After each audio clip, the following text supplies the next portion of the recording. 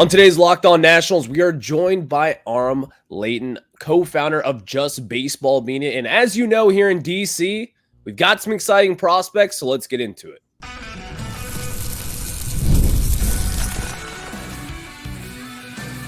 You are Locked On Nationals, your daily Washington Nationals podcast, part of the Locked On Podcast Network, your team every day.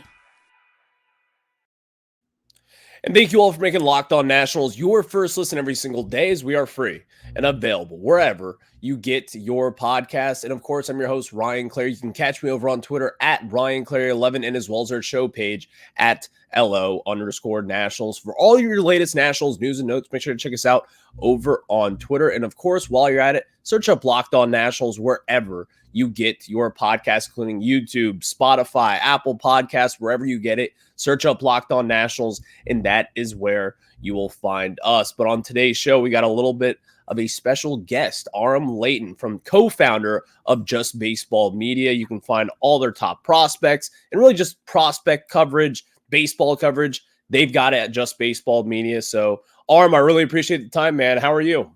I'm doing great. Thanks for having me on. And it's always exciting to talk about a franchise that I think is clearly on the upswing. Yeah, this has been a very exciting last 2 months for the Nationals, as you've had two of the top prospects in all of baseball, including on your guys' side as well. I mean, you have James Wood making his debut just a few months ago. You got Dylan Cruz making his debut just last week against the New York Yankees. I mean, this has been a very exciting time to cover the Nationals, to talk about them. And if you're a fan out there, you have to feel good about the future. Am I right, Aram? Oh my gosh. I mean, like the Juan Soto trade, of course that's going to be one that hurts and stings. And growing up a Marlins fan, it reminded me a little bit of the Miguel Cabrera trade. The difference is similarly, got 6 players. The difference is the Nationals have clear pieces here that are going to be a part of their future. And that's how you can salvage the situation. You got to wear it a little bit. Of course, it's not going to be good optics for the short term, but if you're not able to retain that player and you want to cash in, they did at the right time. And, I don't need to tell you, right? They've got several proven already major league pieces. And then now more on the way. It seems like out of something, unfortunate, is probably setting them up for sustainable success moving forward. And it probably made you guys feel even better when the Padres didn't hold on to them either. So I think from that lens as well, I mean, they couldn't have done much better. Of course, we need to see how some of the final pieces here come together. But we're going to talk about Robert Hassel. I know you mentioned it before we hit the record button. But I mean, even like the Harlan Susanas of the world starting to click now in the minor leagues. You're seeing James Wood get up. You're seeing CJ Abrams blossom. Like, it's a really fun time. And I think, out of something bad, you can kind of see the light at the end of the tunnel here and some exciting times ahead.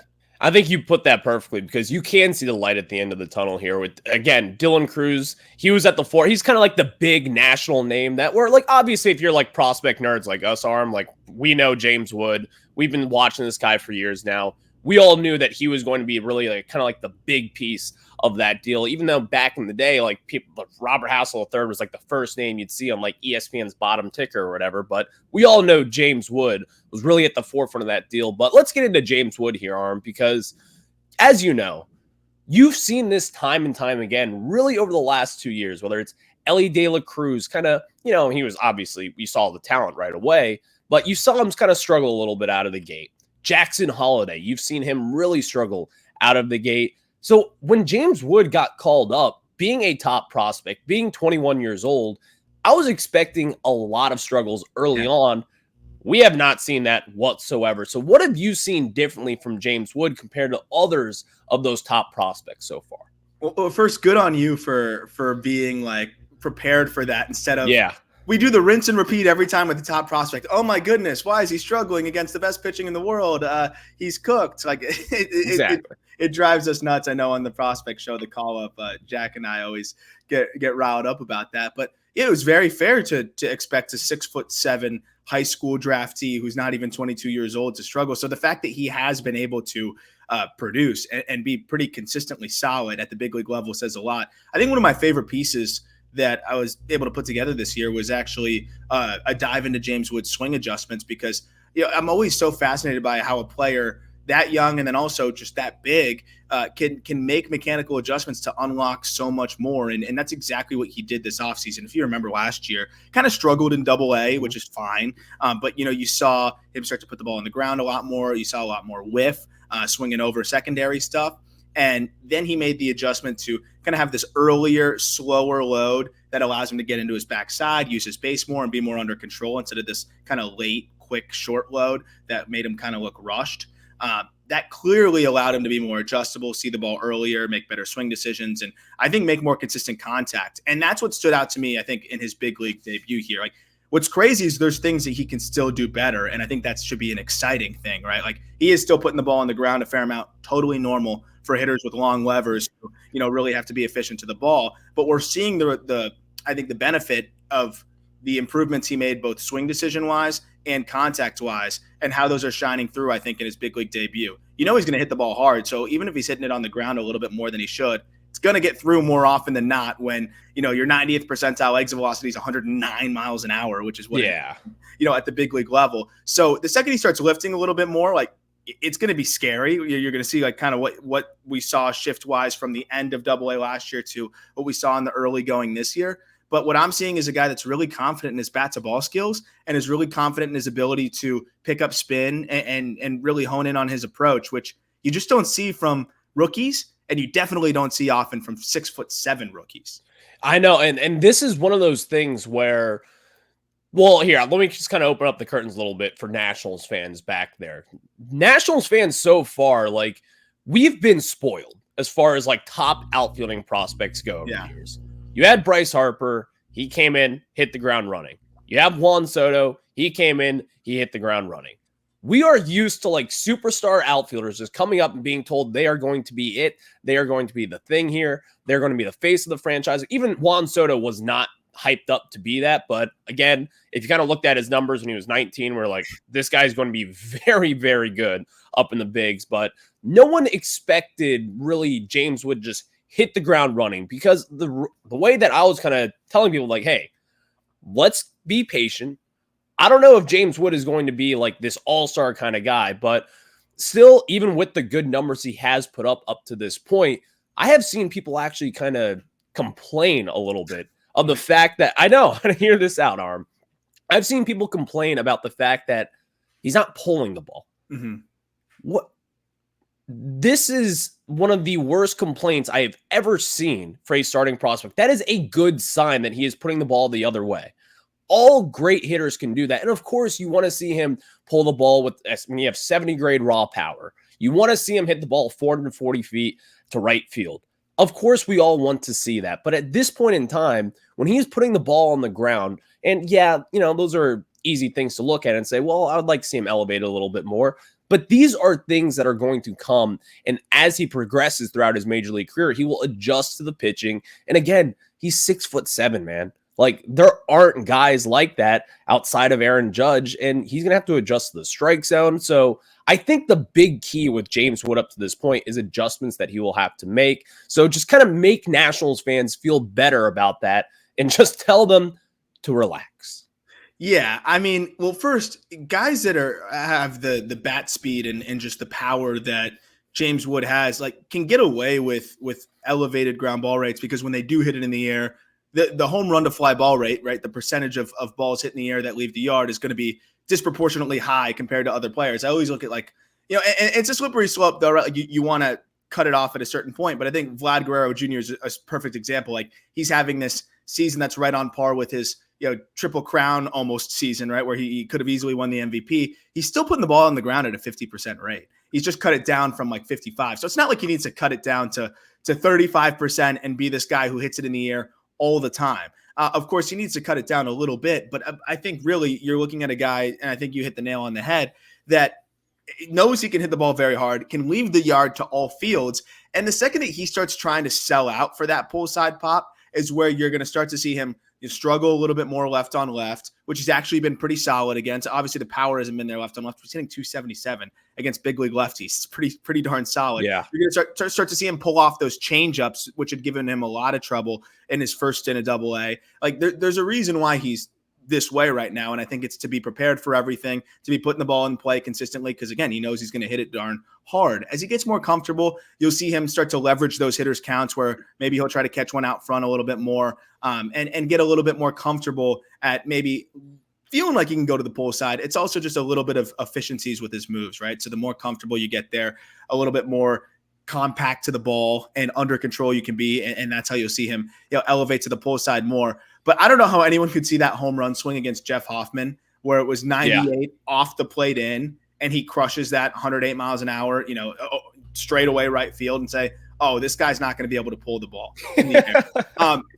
There's a lot of hitters that can't even get close to pulling that ball in the air, even if you told them where it's coming and what the velocity is going to be and everything. So I think he's already flashing it. It's just a matter of consistency, and I think that's going to come as he gets more comfortable with his feel to just put the ball in play, and just the fact that, hey, I can survive at the big league level, and I think he's already starting to feel that.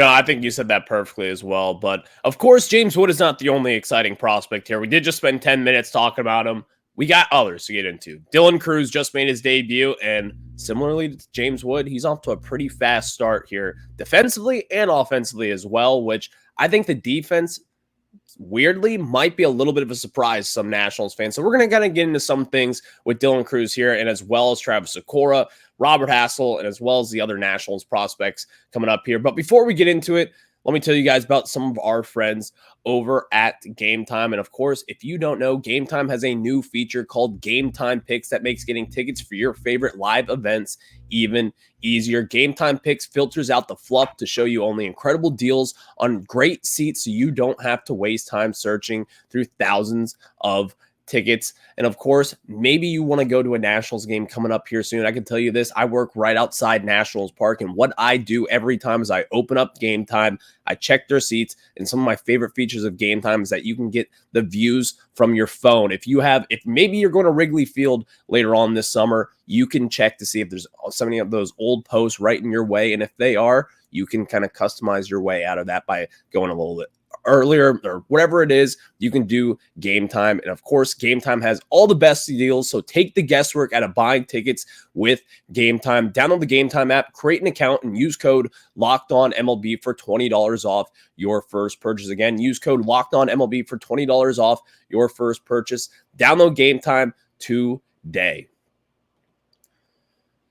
Now we get back into it with Aram Leighton from Just Baseball Media. So Aram, we just talked about James Wood. Let's get into it with Dylan Cruz now. What have you seen so far from Dylan Cruz over the first week or so? Well, it's funny. It's a similar conversation with Cruz too. A guy that a totally different build. And that's why there was a picture of them too. And I was like, this is why baseball's so beautiful, right? Mm-hmm. Where you've got a guy that looks like he's up to James Wood's waist, but they're both potential superstars. And it just shows you how superstars in baseball can come in so many different builds. But similarly, Cruz hits the ball really hard and had struggled at times to elevate it consistently to the pull side. In his big league debut so far, has had no problem doing so. And he's been doing it against, I think, some of the best arms, right? Twice against Rodon. I think he crushed a fastball off of Shota Imanaga, which not a lot of people, are consistently doing. And then also Garrett Cole, a cutter. All of those were pull side rockets, either doubles or homers. So that part's really stood out to me. I love that you mentioned the glove, because we were talking about this when we broke down the national system on the call-up podcast. Like his defense and center is one of the most underrated aspects, I think, of his game, if not the most underrated. Of course, he's going to have the power. Of course, we've seen that he's a polished hitter, and that stood out already. And yeah, you could be a little bit more patient. I think that we saw that start to improve even just as he got more settled into the minor leagues. And that was something that he was lauded for, at LSU. But the defense, I was talking to Trey Morgan, his teammate at LSU, and a guy that, one of the best first basemen you're going to see. But also he's in the Rays organization, but also has been learning to play the outfield because the Rays want him to be able to do both. He worked with Dylan Cruz all offseason, and he was mesmerized by the way that Dylan Cruz goes about his business and practice, and the way he tracks balls and works on things. And I don't think it's a coincidence that Cruz has elevated himself to this plus defender in center field, which really does, I think, make his outlook overall even better. And I know he's been playing just right in the big leagues, but like this guy can play a legit center field too. I understand that that they'd have to figure some things out with Jacob Young and all of that, but great problem to have, right? So the fact that he's playing right, I think he could be an elite right fielder with his arm as well. And that takes some pressure off the bat. Not that it needs to, because the bat can be really darn good. I think we're seeing how he can be that 5-tool player that, we were sold on, and as he was in college. Also, the stolen bases. He stole more bases this year in the minor leagues, I think, than he did in his entire collegiate career. So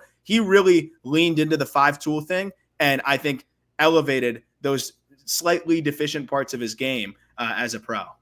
And I think with Dylan Cruz, a lot of people were kind of looking at his numbers a little bit and being like, well, we were told this guy's like the best collegiate hitter in quite some time, which he undoubtedly was, in my opinion.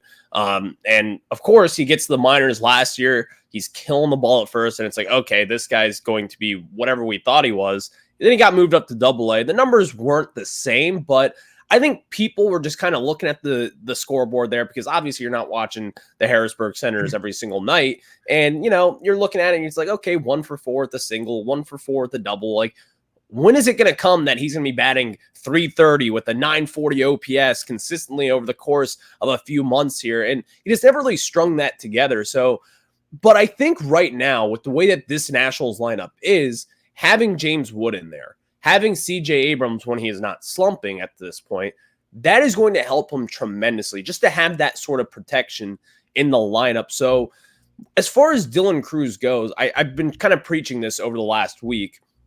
While he has been good, I think he could even be better when you have a healthy / non-slumping CJ Abrams, when you have James Wood, who's a full go. And even then, when you have someone else like Brady House, who's going to be in the lineup, hopefully this September, but we'll just have to see what that goes. But as far as like the lineup construction goes with Dylan Cruz' arm, like, where do you kind of see him fitting in this Nationals lineup today?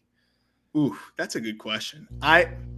I think with his skill set, I think he's like a really fun number 2, number 3 type of hitter. Because part of me likes him at the top because of the way that he can get on base. And I know he hasn't walked a ton yet, but again, historically, really good patience, and we saw that really improve, I think, over the span of his professional career, as we saw him get some more games under his belt. I also love, by the way, that you're talking about, he hasn't lit it up the way maybe like a Wyatt Langford did.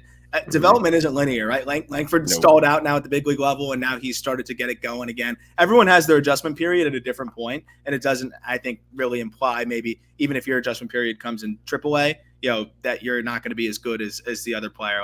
There's just a lot that goes into that. But I really like him as a 2 or 3 hitter, because I do like the idea of him kind of leaning into the slug a little bit more, and maybe in that 3 hole and tapping into that power, which we've seen him do a lot better lately. And over the last couple months, but he also is a guy that's really fast, that gets on base at a good clip and can steal bags. So I think it would kind of depend, I guess, on who you like at the top of the order and everything like that. But I do really think he's that kind of prototypical 3 hitter.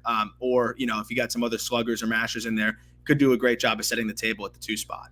Because I've always kind of pictured him to be in the 2 spot as far as the Nationals go. I think, again, when CJ Abrams isn't in this massive slump that he has been in since the All-Star break, I picture him as the leadoff guy, and I picture Cruz batting second, and I feel like James Wood would fit perfectly right there in that 3 spot as well. So that's kind of like the things that we are getting way into down the line. I mean, so all speed. 3 of these, a lot of speed. I mean, again, I feel like that is a pretty lethal top 3 right there. And it makes a pitcher think. And I think kind of like the mental side of baseball, which people kind of sleep on, in my opinion, is that you're going to have to make a pitcher think about this.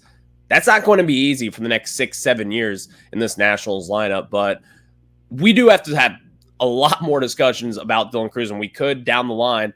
But we've got a lot more other exciting prospects here, Aram. So one guy that you were talking about before this, and of course I've talked about a lot on this show, is Travis Sykora. I mean, Travis Sykora and what he has done so far in Fredericksburg, unbelievable at this point. So I've talked about it a lot, but I think people want to hear your perspective on Travis Sykora so far. I mean, when this guy was drafted, right, there's a reason why they gave him over slot money to sign him away from college and all that good stuff. He's exciting and has loud stuff. We were told, guy that can run it up to triple digits. But I've been just floored at how polished and well-rounded of a pitcher he's been too. And clearly the Nationals have a little bit of a type. They like their tall pitchers. And generally those tall pitchers can be a slower burn, right? I liken them to a baby giraffe. where it takes just time to understand your limbs and how your body moves and control that all, because the slightest, little issue with your mechanics can throw everything awry. He's walking 7.5% of batters in his first full professional season in low A. But also the fact that this guy is throwing 3 pitches for a strike here, like pretty consistently. And that's the other side that really like stands out to me. The fastball, look, we knew that was going to be a plus pitch out of the gate, and he's filling it up with that. But the slider has been disgusting at like 83, and he's been landing that for a strike at a 70% clip. And then he's got this splitter that I don't think got much praised as an amateur. He's throwing that pitch about 15% of the time, and hitters are really struggling against it. They're hitting 158 against that splitter. The whiff rates are ridiculous, and it's performing almost as well as the slider. Of course, he's throwing the slider a lot more, but the fact that he has 2 secondary pitches that look like they can be plus, and then the fastball that is a plus pitch, like this guy has a legit chance at 3 plus pitches and is filling up the zone more than I think anybody expected. That'll give you a 40% strikeout rate, which is what he's got through 19 starts here. I mean, nobody is hitting this guy. 2 home runs in 19 starts so far as well. The combination of polish and upside and just raw stuff, I think is just immense. And I don't think anybody was fully expecting that, maybe besides the Nationals. Yeah, you know what? Like, I think you kind of hit that perfectly right here. And I do want to kind of get into that more, because one thing that really stood out to me right away was, as you were saying, the 3 pitches that he's throwing consistently for strikes, but also like for an amateur guy who's still very young, first professional season, his splitter, I think, and I've seen him in person already, his splitter is disgusting. I mean, you see the metrics, but once you see it in person, you're like, oh my God, like this is going to be one of those pitches where you'll see Rob Friedman posting about Pitching Ninjas, talking about, all of the guys will be talking about this guy as soon as he hits the major. So let's kind of get into that a little bit more. But before we get into it, I'm going to tell you guys about some of our very good friends over at FanDuel. And you've heard us talk a lot about FanDuel, America's #1 sportsbook. Well, we have something a little different for you. Now through September 22nd, all FanDuel customers can bet $5 and get a 3-week free trial of NFL Sunday Ticket from YouTube and YouTube TV. And then with a YouTube TV base plan, you'll be able to watch every regular season Sunday afternoon out of market game. All you need is a Google account and a current form of payment, and you can cancel anytime. Again, YouTube TV's base plan, you'll be able to watch every regular season NFL game, because unfortunately, baseball season is going to be wrapping up here soon, and we're going to turn the book to the NFL season. So all you have to do is visit FanDuel.com and download America's #1 sportsbook. Again, just download FanDuel, and of course, visit FanDuel.com and download America's #1 sportsbook in America. Now we get back into it with Aram, Leighton. And again, we just started the Travis Sykora conversation. This is someone, before we did start this episode, Aram and I were kind of talking about Sykora before this show, and you've seen him rise through all the prospect rankings. But I believe, Aram, you've got a lot of good things to say about this guy so far. So just kind of get into more of when, kind of the timeline of what people should expect. Because in my opinion, this has been something that's been slightly frustrating for me. Like, if Travis Sykora was with the San Diego Padres at this point, he would be in Double-A. Yeah, I was like he'd be exactly, like he'd be in Double-A. Like, they'd be pushing him up to Triple-A, and he's still in Low A right now. And that is my one single frustration as far as Mike Rizzo goes, that he takes his time with these guys. But I mean, at this point in time, with the numbers that he has put up, the guy should be in High A and really probably even Double-A at this point.